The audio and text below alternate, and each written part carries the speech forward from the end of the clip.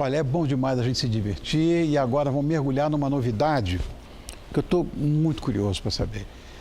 E está agitando ainda mais o mundo animal. Aliás, é uma novidade animal mesmo. Você já pensou na possibilidade, presta atenção, de entender e reconhecer a voz dos animais? Adore já. Ô, rechonchuda, baleia, tá?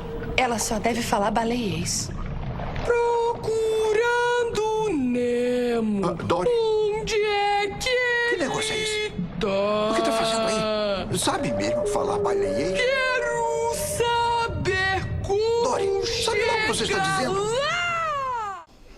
Que bonitinho, né? Baleiês. Veja só, uma equipe de pesquisadores da Unicamp, em colaboração com colegas dos laboratórios de História Natural, de anfíbios brasileiros, do Sistema de Informação, desenvolveu um software que identifica os animais pelo som emitido. Olha que sonho!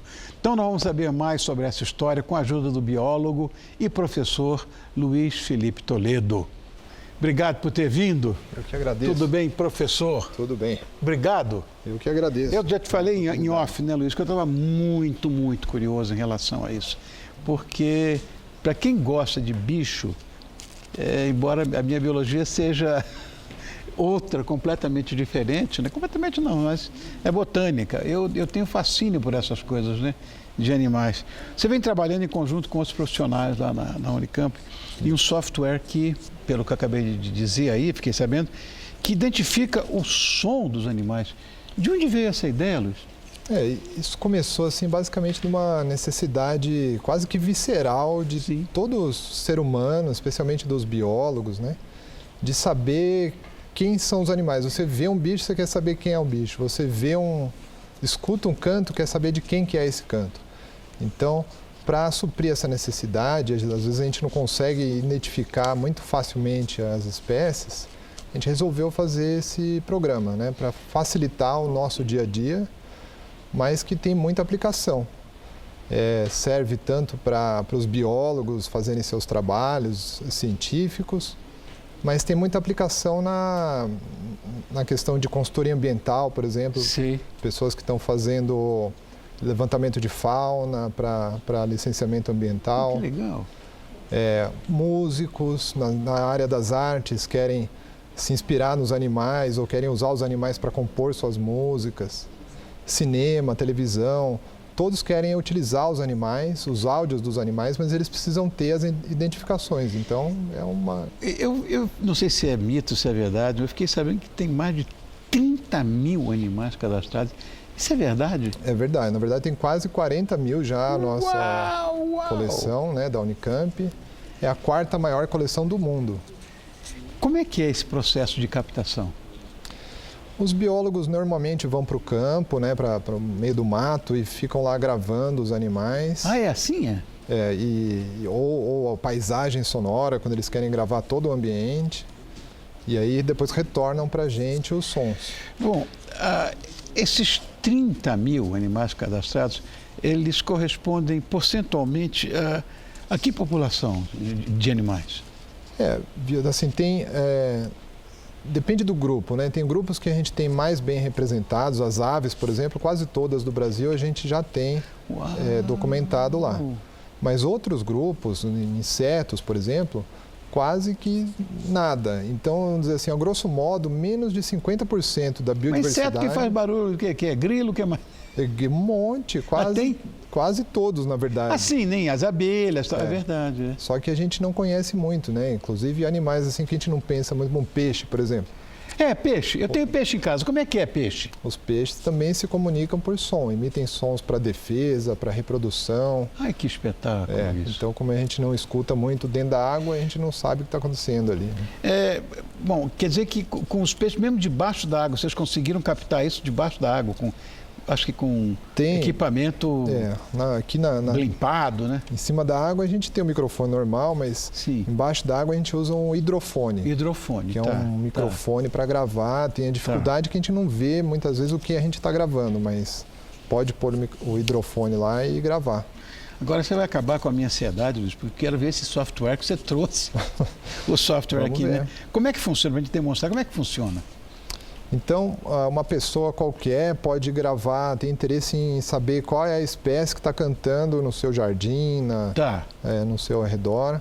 Grava, não precisa ter um gravador profissional. Hoje em dia a gente pode usar até mesmo o celular para gravar, né? A tecnologia Hoje em dia fica mais fácil. está ajudando a gente. Depois que a pessoa gravou esse som, é só passar o arquivo para o computador, Tá. que por enquanto é uma plataforma que só funciona no computador. E aí a gente consegue, utilizando o software, fazer um reconhecimento da espécie, né? Mesmo Ai, que você não saiba. coisa doida. É. Então mostra alguma coisa para a gente aí, Luiz, vamos ver. Podemos ver aqui. Então, eu já trouxe aqui, né? Então, por exemplo, se você gravou esse animal.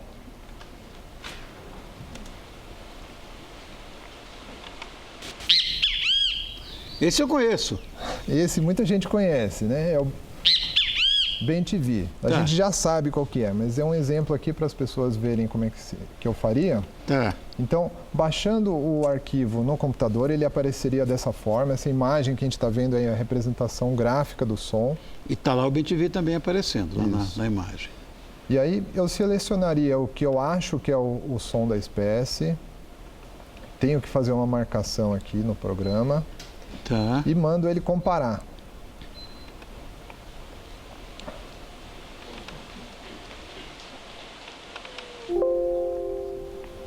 Ele analisa e compara o Tá. som que a gente tem com um banco de dados da Dele, tá.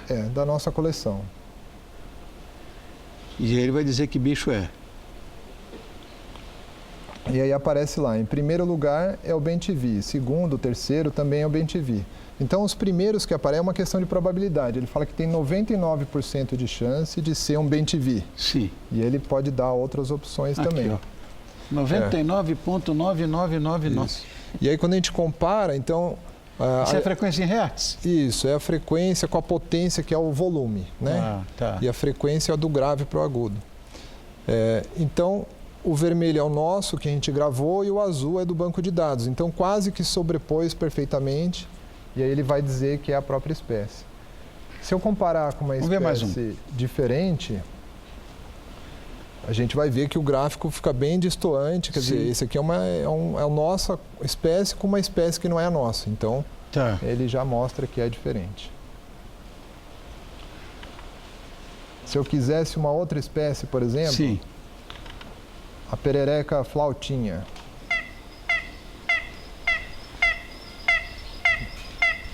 Parece aquele cornetinha da praia, né?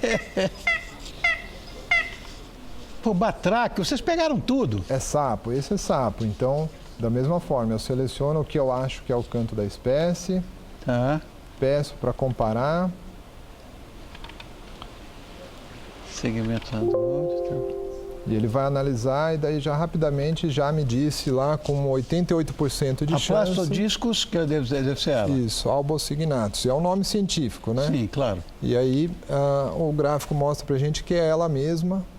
E aí ele conseguiu reconhecer a espécie, né? Então a gente utiliza aquele banco de quase 40 mil gravações que a gente tem para fazer essas comparações, né? Sensacional isso aí. Não tem mais? Tem mais alguma coisa a mostrar? As pessoas podem contribuir também, né? Se elas estão gravando os animais, elas Sim. podem mandar as gravações. A gente vai cada vez tendo um arquivo maior para de repente conseguir representar mais a biodiversidade brasileira, né? Que é muito grande. Porque, imagina, em pássaros, inclusive, né? Teve aquele Douglas Fish não conseguiu gravar o Irapuru, Pois é. que só canta durante uma semana do ano, 2 vezes, aquelas coisas malucas, Agora, né? você imagina, a gente tem quase 50% da fauna brasileira não está gravada, a gente não sabe como é que eles cantam, vocalizam. Então, ainda exige um esforço grande da comunidade para conseguir resgatar esses sons que alguns deles estão desaparecendo já, né? Te apresentar aqui, está difícil de tirar, mas vou te apresentar aqui o diretor, esse aqui é o Eustáquio. Ele acabou de me falar o seguinte, que a produção tinha armado uma para mim. O que é que vocês armaram para mim? Eu vou ter que... Você vai soltar uns sons para eu adivinhar qual é o bicho. Ah, vocês vão soltar embaixo? Tá. Então solta que eu quero ver o que é. Vamos ver. Primeiro, estou vendo nada.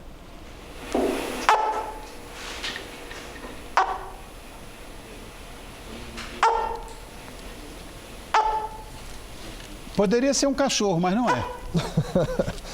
É um bicho selvagem. Poderia ser um cachorro, mas não é não. Não sei o que é. Não. Esse é o jacaré do papo amarelo. Né? Os filhotinhos, Olha ali. Eles vocalizam de dentro do ovo. Né? Isso é um som do filhotinho dentro do ovo ainda. Mas eu nunca ia adivinhar isso, Luiz. Pois é. Manda outro aí por caridade, que isso aí não tem graça.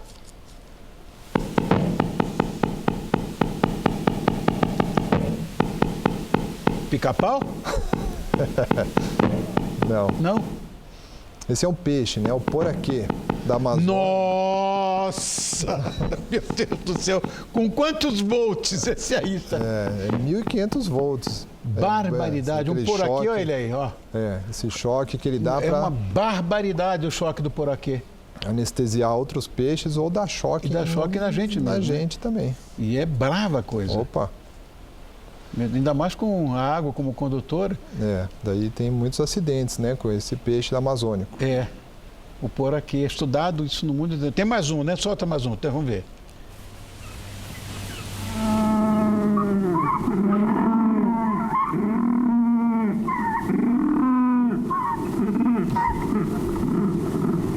Vocês querem acabar comigo. Isso é mamífero grande, né? Vamos apostar? É mamífero grande?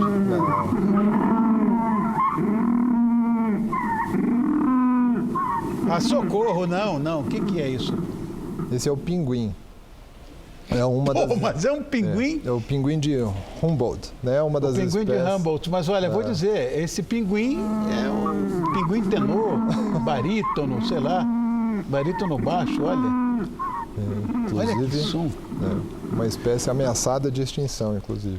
Ah, o pinguim de Humboldt. Passaram outro dia um documentário grande, inclusive, num desses canais a cabo, né? Eu estava vendo.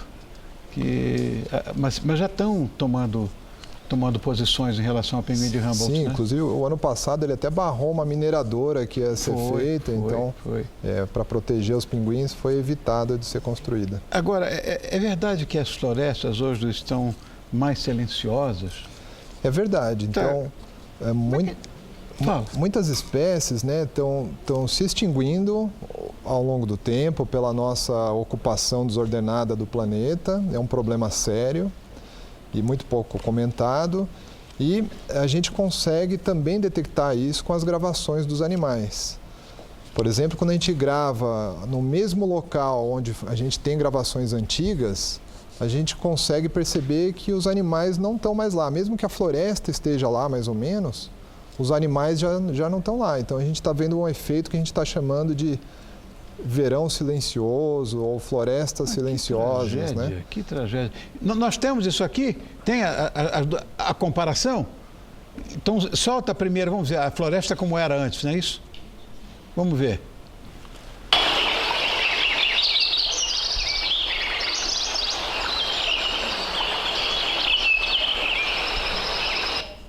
Então, nesse som aqui a gente consegue ver a assinatura dos passarinhos e a assinatura de um riacho. Essa gravação foi feita próxima a um riacho.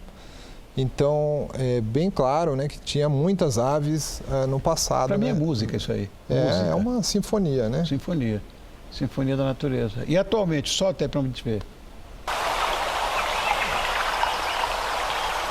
Gente...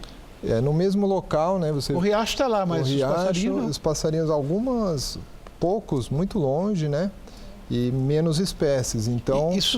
A defasagem de quanto tempo isso? Isso é questão de 30 anos atrás, né? Gente, isso em termos geológicos não é nada. Não é nada, então a gente está enfrentando várias extinções recentes. Né? Ai. Então a gente está ficando com uma paisagem sonora muito empobrecida. Como é que a gente pode ajudar a conservar a natureza? Nós, que estamos destruindo tudo. Pois é. Esse tipo de programa que a gente tem desenvolvido na Unicamp é também uma tentativa de aproximar as pessoas da natureza, né? Eu sempre comparo, assim, por exemplo, uma obra de arte, um Picasso. Nem todo mundo gosta de ver um Picasso. Mas se você conhecer a história, saber por que ele fez aquele quadro, as técnicas que ele usou, não tem como não gostar, você acaba gostando. Corretíssimo. E se relacionando emocionalmente de alguma forma. A natureza é a mesma coisa, então se as pessoas se desconectam da natureza, elas não têm mais aquela relação que a gente tinha, e o software talvez faça com que as pessoas consigam, brinquem com a natureza, tentem identificar os bichos, Mas e aí se aproximar um pouco mais, né? Perdão, te atrapalhando, mas há algum plano para tornar acessível esse software para gente comum como eu? Pois é, no momento ele ainda é um pouco acadêmico, né? Só funciona no computador. Tá. O meu desejo é que todo mundo me pergunta, essa é uma pergunta que todo mundo faz, cadê a versão do celular, um aplicativo Vai ter? Que a gente clica e já vê muito mais fácil do que esse programa. Ainda não tem, a gente tem que desenvolver essa parte, mas o mais difícil a gente já fez, que são os algoritmos que estão aí por trás, a parte matemática e modelos, está toda pronta. A questão agora é de implementação, né? Procurando alguém que entenda disso, porque eu sou biólogo, não entendo nada dessa parte. A gente procurar alguém que faça essa implementação e torne super acessível, né? De graça ou super barato, para que a gente consiga mesmo difundir isso aí, aproximar as pessoas, reconectar as pessoas com a natureza, né? É o que está faltando. Puxa vida, porque eu vou dizer, para nós, né, que estudamos biologia, a paixão pela natureza é uma coisa acima de tudo, né? Eu sei que para mim é a coisa mais... Eu sei que, por exemplo, no momento a gente discute muito economia, sociedade, mas a questão ambiental ela é tão ou mais relevante do que isso, porque ela abrange todas elas, né? Então a gente deveria voltar a nossa visão um pouco mais para esse lado, é super importante. Luiz, muito obrigado por ter vindo. Adorei, está tão curioso, isso é espetacular. Luiz Felipe Toledo, biólogo, pesquisador da Unicamp, nos deu uma aula hoje que eu vou dizer inesquecível. Obrigado por ter vindo, viu, Luiz? Muito obrigado. Sucesso para você e que aquele projeto teu de Mônaco venha para aqui, hein? Eu quero ver. Vamos conversar. Obrigado, querido. Obrigado.